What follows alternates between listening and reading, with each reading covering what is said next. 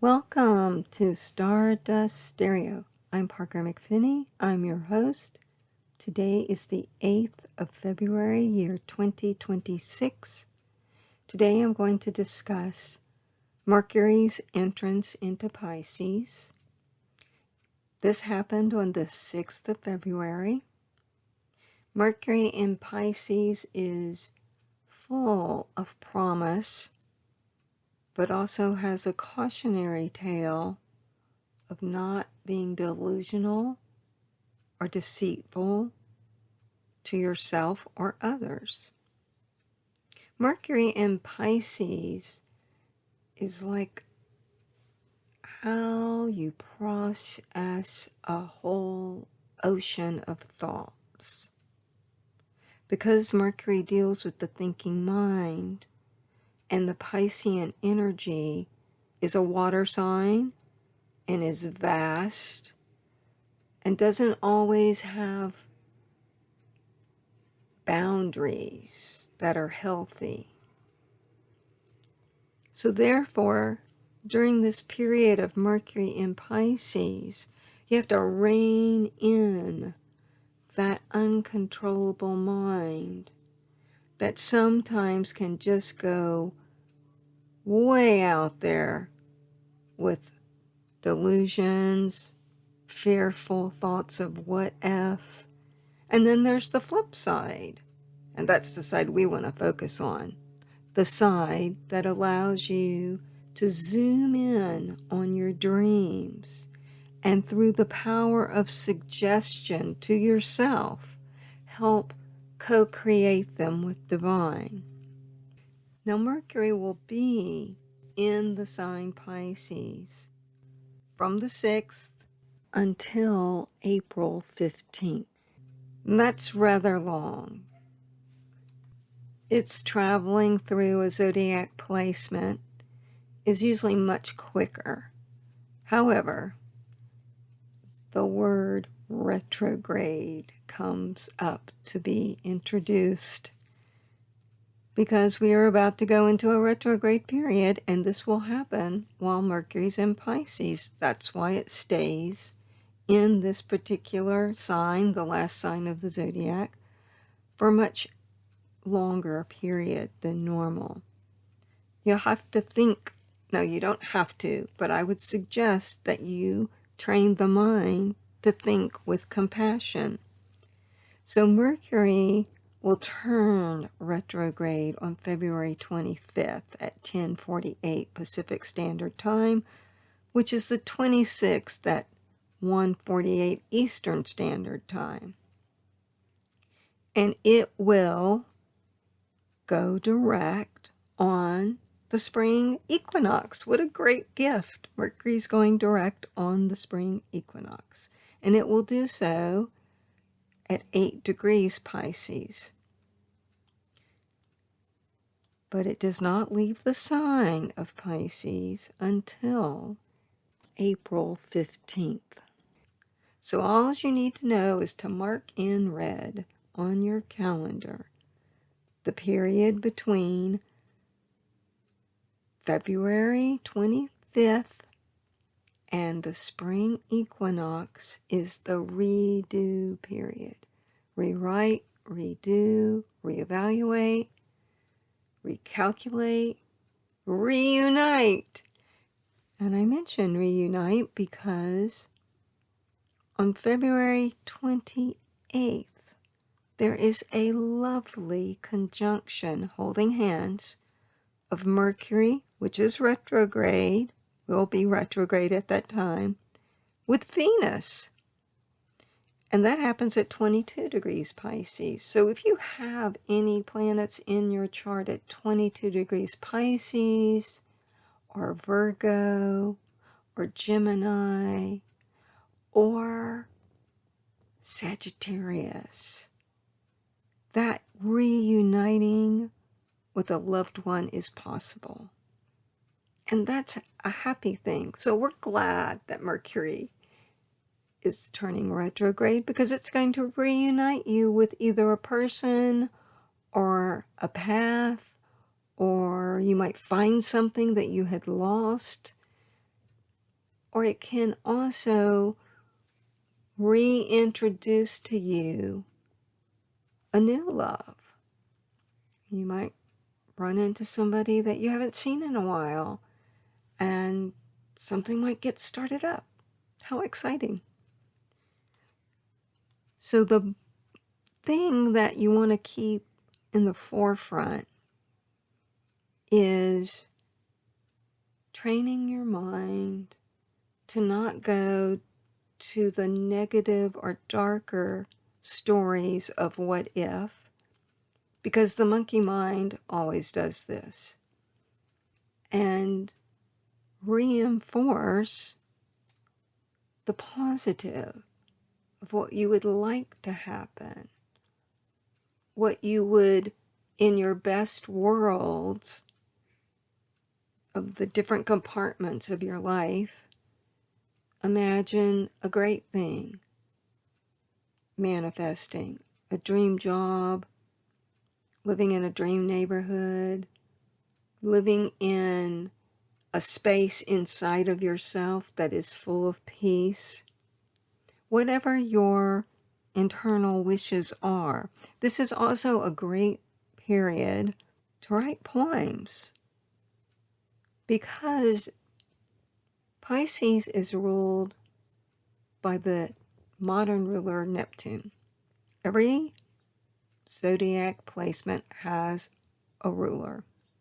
Pisces ruler, modern days, Neptune, like I said. Traditional would be Jupiter.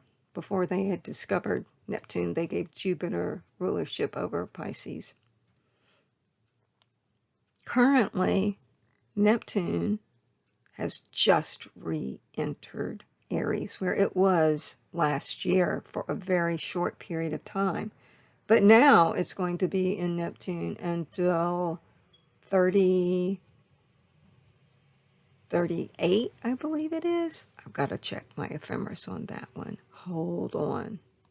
Yep, I got it right. So we want to combine, because nothing's ever done in isolation in astrology.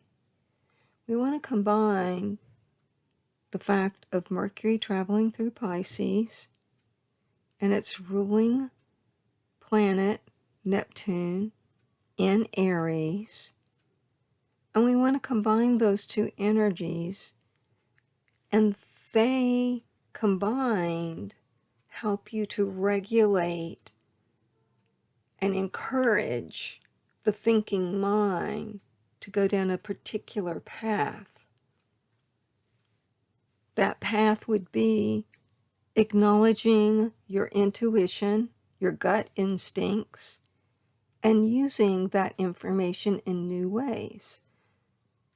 Now, Aries deals with the head, and Pisces deals with the feet. But your feet don't move unless your mind tells your feet to move. And all of this happens in a split second, unless you have a neurological issue or a health issue that prevents this from happening. So we want to combine the way in which we move with the way in which we think. And so therefore, the thinking that you allow to go on in your head is so important to the path that you will follow. And you have a choice. You have a choice. Is this going to be a happy path? Is this going to be a path that I follow that has reasonable possibility of being something glamorous, something romantic, something that's close to the vision that I see for myself? So that's why the choices we make are really important. And sometimes we have to take risk because we don't know the answer. We go with an emotion or a gut feeling. The rest of society says, oh, no, no, no, no. And then later we find out, or it proves itself, our idea, our action, our thoughts of going down one path that was a solo path, nobody else supported, later led to some incredible invention or some fashion that took off. Later, the person who was thought to be out there turns out to be a forever icon. This happens constantly in the world of music, fashion, film.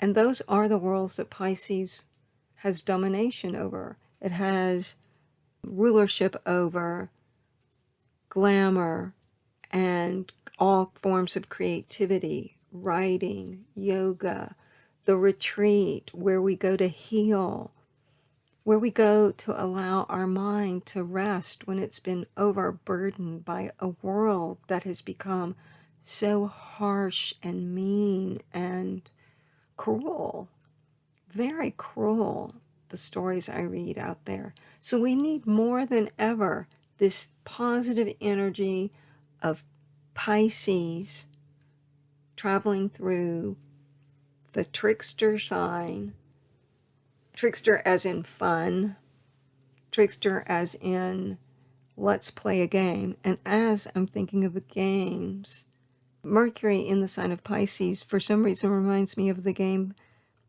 Pin on the Donkey, pin the tail on the donkey, that you played in childhood probably, where you put a blindfold on and then you try to put a tail on the donkey that's on the wall. Well, to me, Mercury in Pisces is kind of like playing pin on the donkey, because we're not completely clear always with this placement, but we go with our instincts and our intuition, which is really strong, and we just try to hit a mark. But that mark, like the huge ocean, can't completely be seen. It has to be felt inside. The art of suggestion is extremely important for these next couple of months, the suggestions you give to yourself and to others. I should say, as well as the positive, we have to look out for the negative. And the negative would be the con. Every zodiac placement or sign, planet, has a positive, higher level and a lower, negative level. And the negative level would be the person that misrepresents or only gives part of the information, so you come to a conclusion based on a half suggestion. They're knowing that your mind is going to go that way. This is intentionally done in order to mislead you, or mislead society, or mislead people about events happening at the global table. As Mercury travels through Pisces, you have also an opportunity to become fluent in fiction in a positive way. By writing poems, short stories, try writing a poem every week, or every day for that matter, by something you see in nature. Put new, fresh energy in your environment and in your head, in the content that you absorb. This will come through your dreams, and dreams are also under the jurisdiction of both the Piscean energy and Neptune. So start a dream journal. Maybe write some poems based on those dream imagery that comes up for you. A road trip might be a really fantastic thing right now.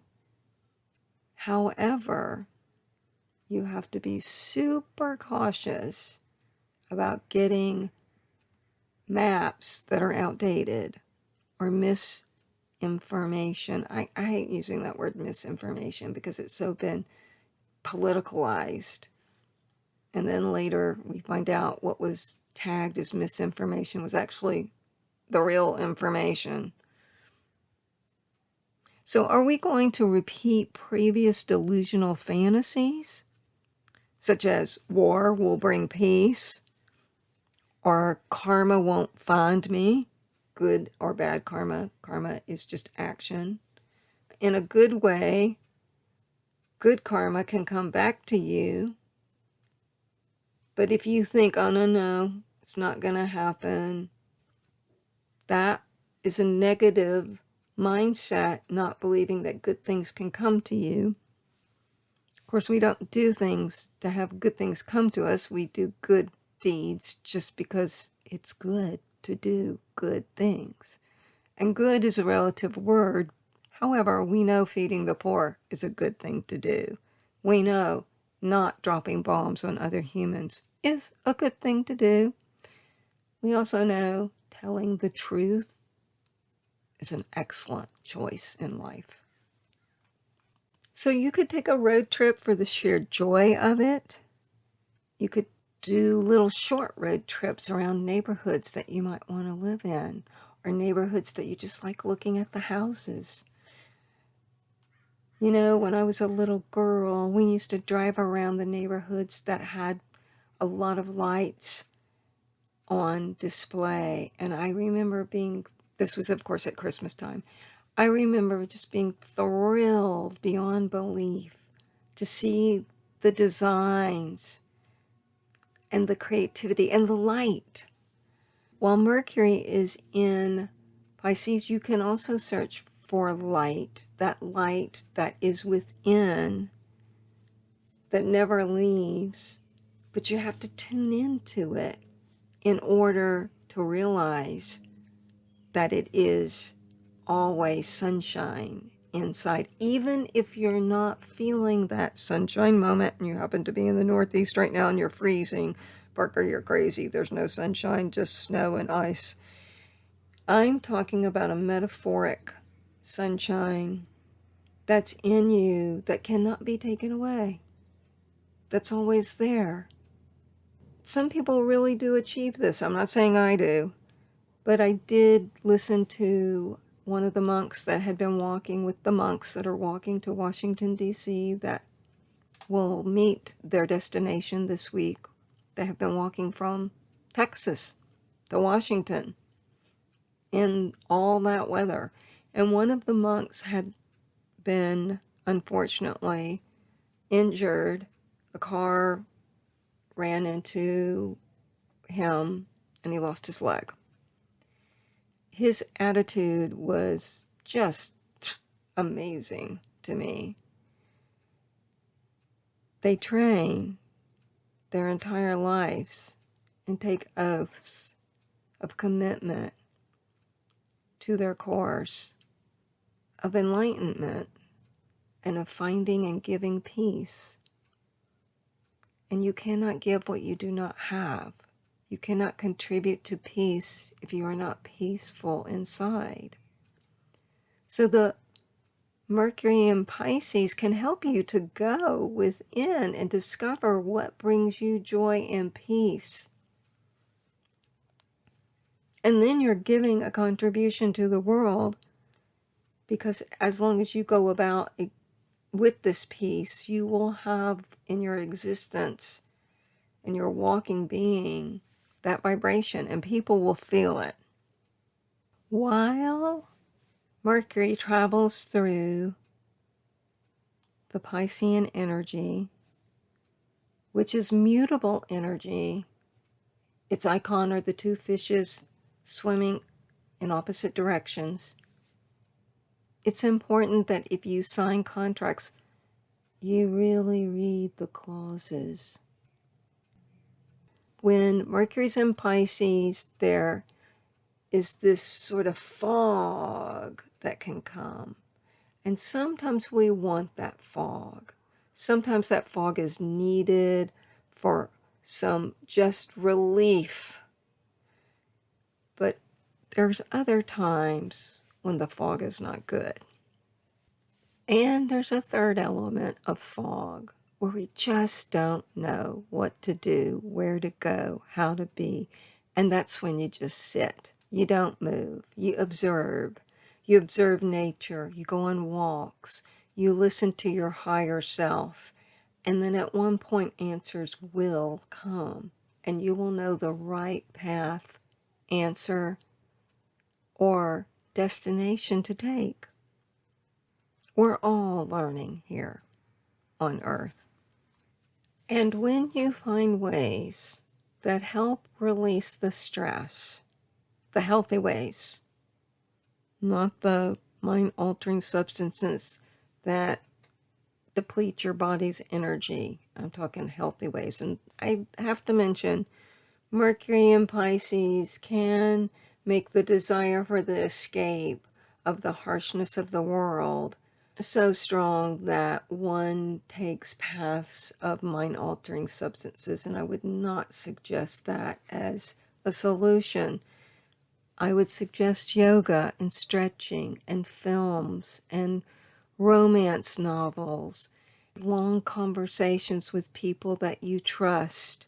I would suggest pulling out picture albums and exploring photography, dancing, and taking a class in some new form of creativity that you've never tried.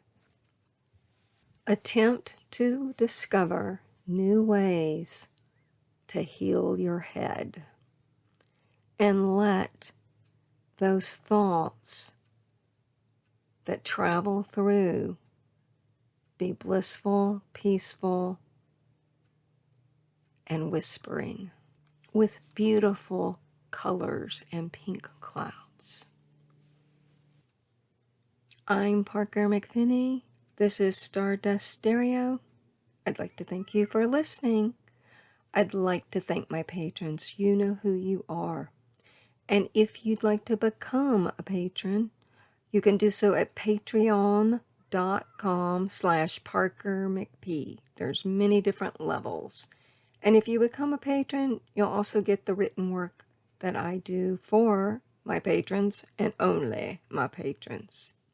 I want to remind you, you are made of stardust, so go shine.